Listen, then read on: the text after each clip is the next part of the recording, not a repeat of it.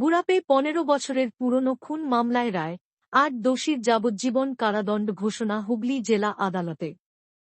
২০১০ সালের গুড়াপ খুন মামলায় অবশেষে রায় ঘোষণা করল হুগলি জেলা আদালত। বিচারক সঞ্জয় কুমার শর্মা মঙ্গলবার ৮ জন অভিযুক্তকে যাবজ্জীবন কারাদণ্ডে দণ্ডিত করেন।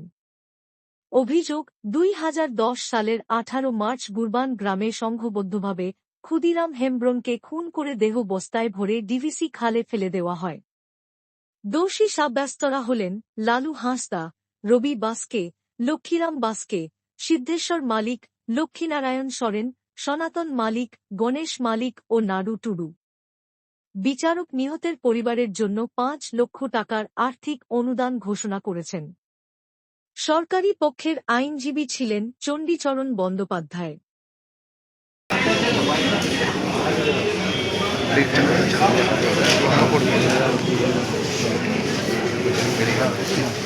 বলছি দাদা, একবার যাবজ্জীবন হয়ে গেল, কি বলবেন? আপনারা করেননি?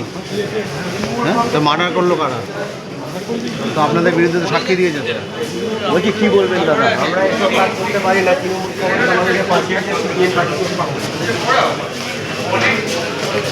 সাজা হলো, এতে আমরা খুশি। যাবজ্জীবন হয়েছে আর বেশি যা আমাদের বাড়িতেই ঘটেছিল। তারপরে আপনাদের হাতে ন্যাকড়া দিয়েছিল রক্ত পরিষ্কার করতে, কি বলবেন? হ্যাঁ, আমাদেরকে সব মোছা করিয়েছে রক্ত, হ্যাঁ, ওই পুকুরের জলে ফেলা করিয়েছে।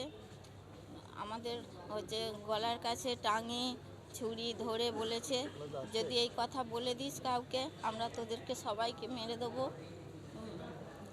সেই দিনটার কথা মনে পড়ছে এখন? হ্যাঁ, মনে পড়ছে। ঘর ছাড়া হয়েছিলেন, তারপরে তৃণমূল আপনাদের পাশে ছিল? হ্যাঁ, পাশে ছিল। আজকে যাবজ্জীবন সাজা হলো, হ্যাঁ, এতে খুশি হয়েছি। তবু আরও একটু ভালো হলে ভালো হতো, ফাঁসি হলে ভালো হতো। হ্যাঁ, আর কিছু বলতে চাই না। আমার নাম ঝর্ণা রুইদাস। রুইদাস। প্রথমত বলি যে আমরা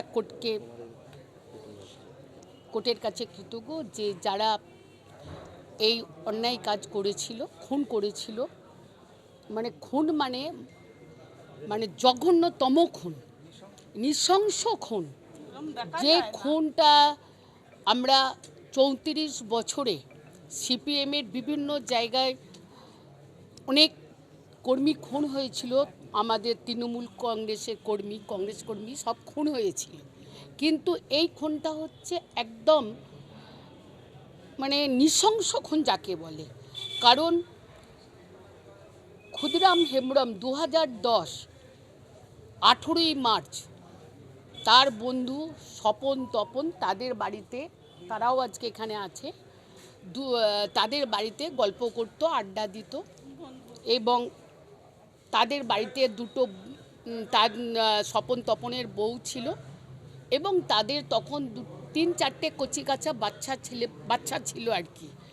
এবং তাদের বৃদ্ধ মা, সেই বৃদ্ধ মা থাকার সত্ত্বেও ঘরের বাড়িতে ঢুকে মানে তাদের হাত পা কেটে নৃশংসভাবে বস্তাবন্দি করে, বিজলির জলা আছে, সেই জলা ৪-৫ কিলোমিটার, তারপরে একটা খাল আছে, টানতে টানতে নিয়ে গিয়ে সেই খালে ফেলে। যে নৃশংস খুন, যে হাত পা কাটা, যে রক্ত পড়েছিল, সেই রক্ত আজকে এখানে দু ভাই আছে,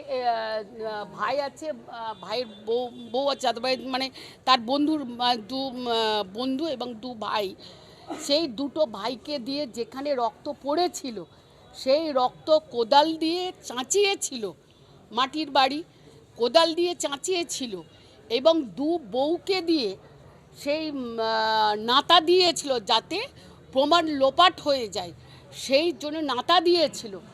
এবং তাদেরকে খুন করব মানে এরপর কেউ যদি মুখ খোলে তারপর তাদের কেউ রেহাই পাবে না। তারপরে তাদেরকে সেই রাতারাতি মানে অন্য জায়গায় সরিয়ে দিয়েছিল। এরা তো থাকতে পারেনি, এদের চোখের সামনে হয়েছে।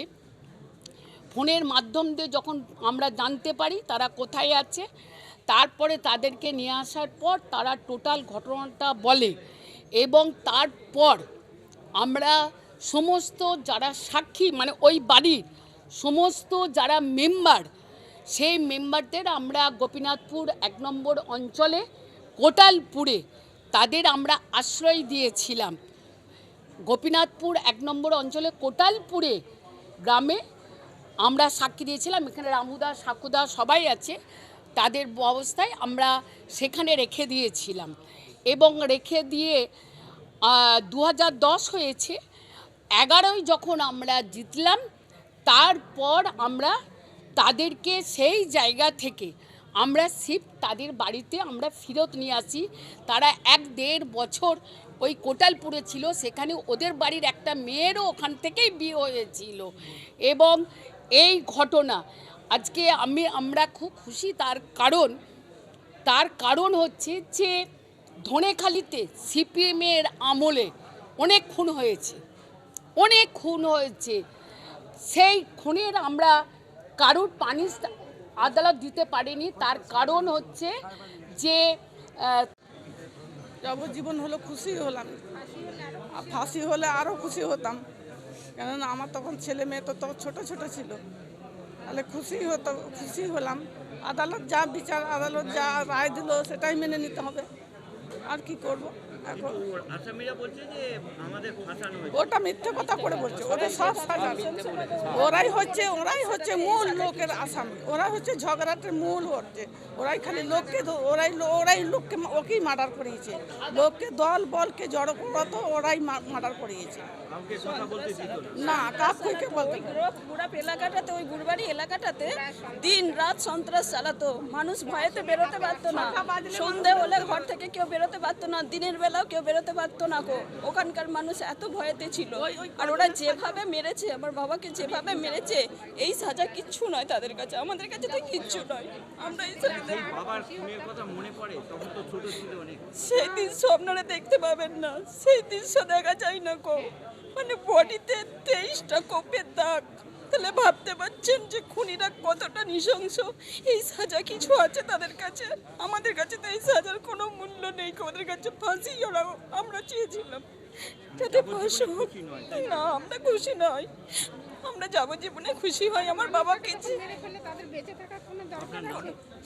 আমার নাম পার্বতী বান্ডি, আমি ক্ষুদিরাম হেমব্রমের মেয়ে।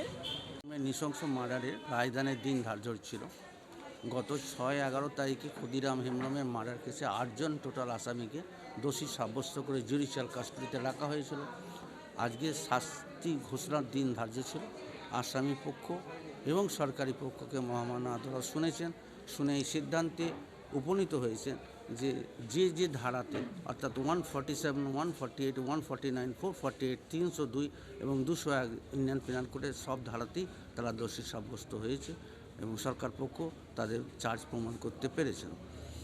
কোর্ট আজকে মূল যে 302/149 ধারাতে 8 জন আসামিকে যাবজ্জীবন কারাদণ্ডের আদেশ দিয়েছেন এবং 10,000 টাকা করে জরিমানা ধার্য করেছেন।